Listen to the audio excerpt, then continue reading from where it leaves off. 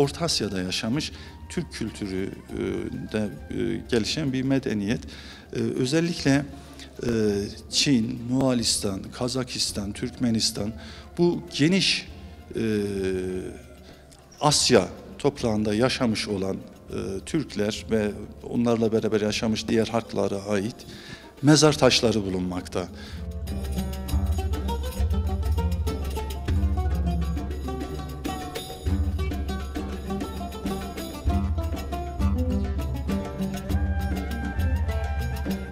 Kültür etkileşimini de getirir.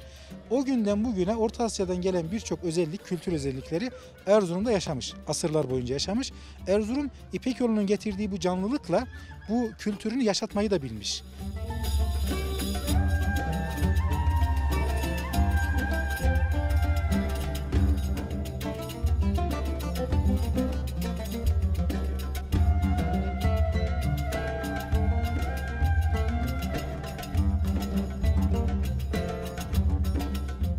Bir yerde çini veya işte bu eserler, porselen varsa orası ya Valide Sultan'ın ya da hünkârın makamıdır, padişahın makamıdır.